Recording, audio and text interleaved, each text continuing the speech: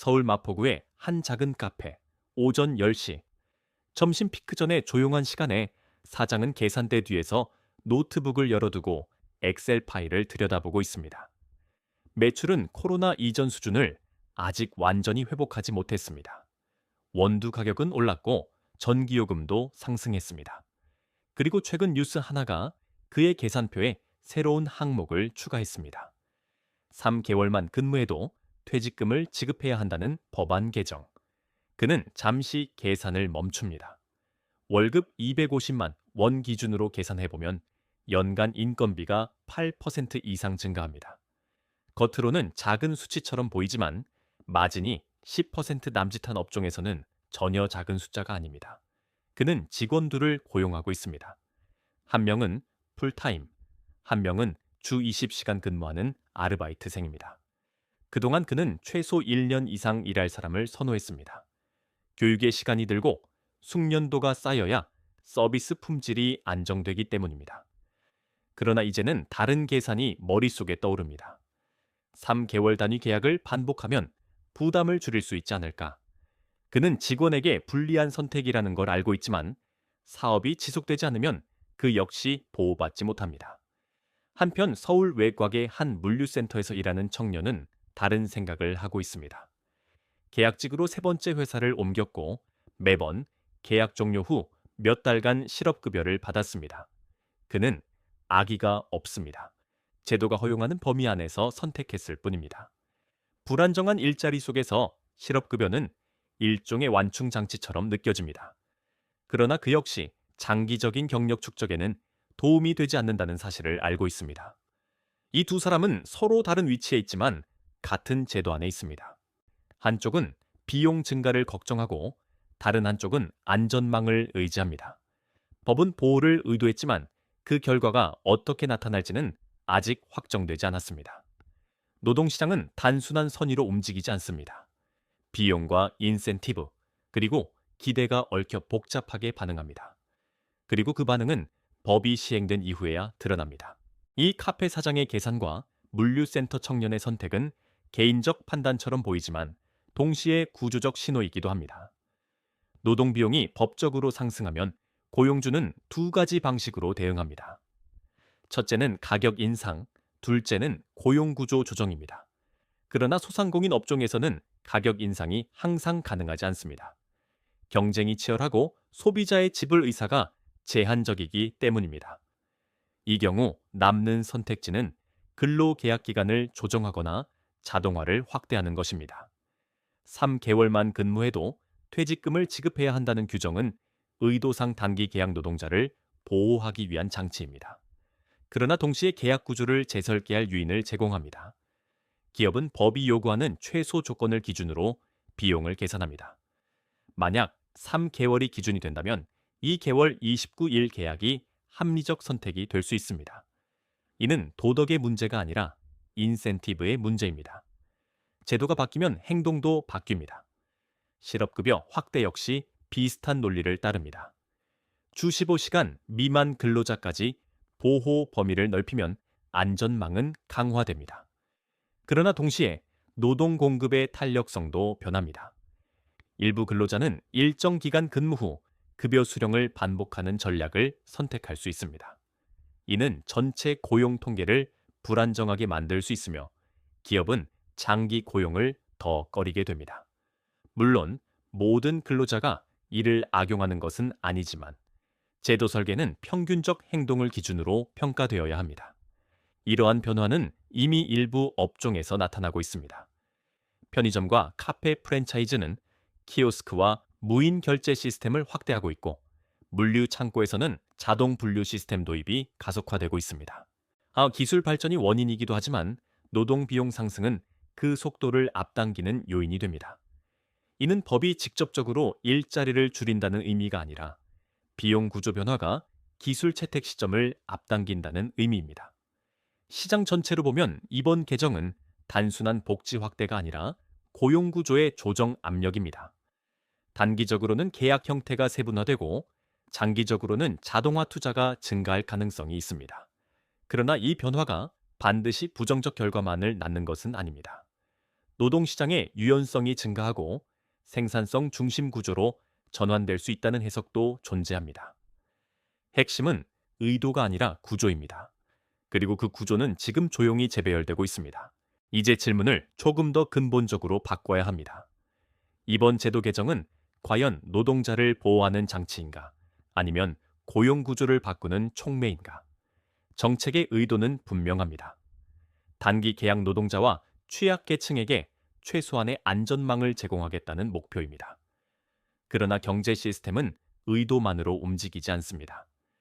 인센티브가 바뀌면 행동이 바뀌고 행동이 바뀌면 결과도 달라집니다. 퇴직금 지급 기준을 3개월로 낮추는 것은 노동자 입장에서는 권리 확대입니다. 그러나 기업 입장에서는 고정비 상승입니다. 특히 마진이 낮은 업종에서는 작은 비용 변화도 고용 전략을 수정하게 만듭니다. 고용을 늘리는 것이 아니라 계약을 쪼개는 방식으로 대응할 가능성이 높아집니다. 이 경우 노동자는 보호를 받는 대신 더 불안정한 계약을 반복할 수 있습니다. 정책이 의도하지 않은 방향으로 작동할 수 있는 지점입니다. 실업급여 확대 역시 같은 질문을 던집니다. 안전망이 강화되면 소비 안정성이 높아지고 경기 충격 완화 효과가 있습니다. 그러나 동시에 노동 공급의 질과 지속성에 영향을 줄 수 있습니다. 일부 근로자가 단기 고용과 급여 수령을 반복하는 전략을 선택하면 기업은 장기 채용을 더 꺼릴 수 있습니다. 결국 문제는 도덕성의 문제가 아니라 구조적 균형입니다. 어느 수준까지 보호를 확대할 것인가와 어느 지점에서 노동시장의 유연성이 훼손되는가 사이의 균형입니다. 핵심은 이것입니다. 법은 선의로 만들어지지만 시장은 계산으로 반응합니다. 보호를 강화하면 비용이 증가하고 비용이 증가하면 구조가 조정됩니다. 그 조정이 자동화로 이어질지, 계약 분할로 이어질지, 혹은 생산성 개선으로 이어질지는 정책 설계의 세부에 달려 있습니다. 그리고 이 지점이 이번 논쟁의 본질입니다. 노동 비용이 상승하면 기업은 세 가지 방식으로 대응합니다. 첫째는 가격 전가, 둘째는 생산성 향상, 셋째는 고용 축소 또는 자동화입니다. 어느 선택이 이루어질지는 산업 구조와 수요 탄력성에 따라 달라집니다. 대기업 제조업처럼 가격 협상력이 있는 산업에서는 비용 일부를 소비자에게 전가할 수 있습니다. 그러나 소상공인 중심 서비스업에서는 가격 인상이 매출 감소로 직결될 가능성이 높습니다. 이 경우 고용 구조 조정이 상대적으로 빠르게 나타납니다. 퇴직금 지급 기준이 3개월로 단축되면 사실상 단기 고용에 대한 고정비가 증가합니다. 기업은 동일한 노동 시간을 확보하기 위해 계약을 세분화하거나 파트타임을 늘릴 수 있습니다. 이는 총 고용 인원은 유지되더라도 개인별 근로 시간이 줄어드는 결과를 낳을 수 있습니다. 통계상 고용률은 유지되지만 실질 소득 안정성은 약화되는 구조입니다.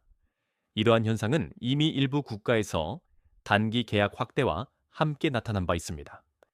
실업급여 확대는 또 다른 경제적 효과를 만듭니다. 이는 자동 안정화 장치로 작동해 경기 침체 시 소비를 유지하는 역할을 합니다. 그러나 동시에 노동 공급의 유연성을 변화시킵니다. 실업급여가 충분히 높고 접근성이 쉬울수록 일부 근로자는 직업 탐색 기간을 늘릴 수 있습니다. 이는 긍정적으로 해석하면 더 나은 일자리를 찾는 시간 확보이지만 부정적으로 해석하면 노동 참여율 저하로 이어질 수 있습니다. 실제 효과는 제도의 설계와 감독 강도에 따라 크게 달라집니다. 자동화와의 관계도 중요합니다. 노동 비용 상승은 자동화 투자의 내부 수익률을 높입니다. 예를 들어 키오스크 한 대의 초기 비용이 300만 원이고 연간 인건비 절감 효과가 250만 원이라면 회수 기간은 약 1.2년입니다. 만약 인건비가 추가로 상승하면 회수 기간은 더 짧아집니다. 이는 기업이 자동화를 앞당기는 합리적 근거가 됩니다. 따라서 정책은 직접적으로 일자리를 줄이지 않더라도 기술 채택 속도를 변화시킬 수 있습니다. 그러나 모든 산업이 동일하게 반응하는 것은 아닙니다. 노동 의존도가 높고 자동화 대체가 어려운 업종에서는 고용 감소보다 서비스 축소나 가격 상승이 나타날 수 있습니다. 또한 장기적으로는 생산성 향상을 유도해 더 효율적인 구조로 전환될 가능성도 존재합니다. 즉, 비용 상승은 단기 충격을 만들지만 장기적으로는 산업 재편을 촉진하는 역할을 할 수 있습니다. 또한 재정 건전성도 고려해야 합니다. 실업급여 확대와 퇴직금 지급 증가가 동시에 이루어지면 고용보험기금의 지출 압력이 커집니다. 기금이 적자를 지속하면 보험료 인상이나 세금 투입이 필요해집니다. 이는 다시 기업과 근로자에게 추가 부담으로 돌아옵니다. 정책의 지속 가능성은 재정 구조와 긴밀히 연결되어 있습니다. 결국 이번 개정의 경제적 효과는 단선적으로 판단하기 어렵습니다. 비용 상승은 구조 조정을 유발하지만 동시에 안전망 강화는 소비 안정성을 높입니다. 자동화 촉진은 일자리 감소를 의미할 수 있지만 장기 생산성 향상으로 이어질 수도 있습니다. 중요한 것은 속도와 균형입니다. 정책이 급격하게 시행될 경우 시장은 더 강하게 반응할 가능성이 높습니다. 이번 변화가 단순한 복지 조정이 아니라 구조적 전환으로 해석되는 이유는 노동시장의 기본 전제가 흔들리고 있기 때문입니다. 과거 한국의 노동시장은 장기 고용과 내부 승진 구조를 중심으로 설계되었습니다.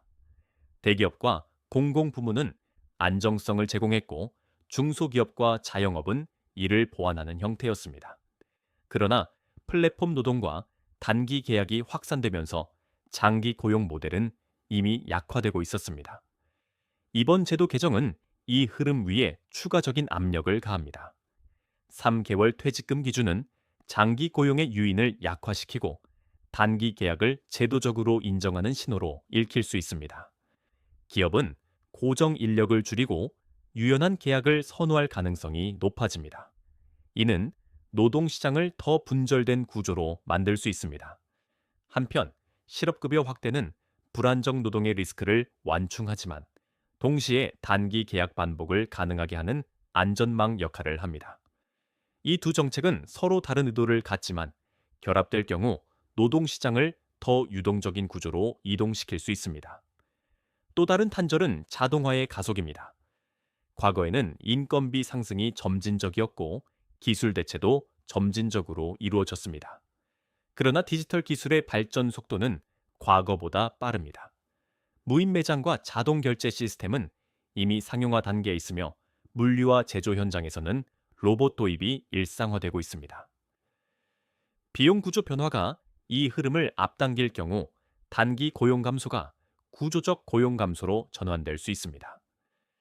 정치적 환경 역시 구조 변화의 일부입니다. 인구 고령화와 청년 실업 문제는 동시에 존재하며 사회 안전망 강화 요구는 계속 증가하고 있습니다. 정책은 이 요구에 응답하지만 재정 제약과 기업 부담 사이에서 균형을 찾아야 합니다. 만약 균형이 무너지면 보험료 인상이나 세금 부담 확대가 뒤따를 수 있습니다. 이는 다시 고용과 투자에 영향을 미칩니다. 따라서 이번 개정은 단순히 한 조항의 변경이 아니라 노동시장의 방향성을 시험하는 사건입니다. 보호를 강화하면서도 유연성을 유지할 수 있는가라는 질문이 남습니다.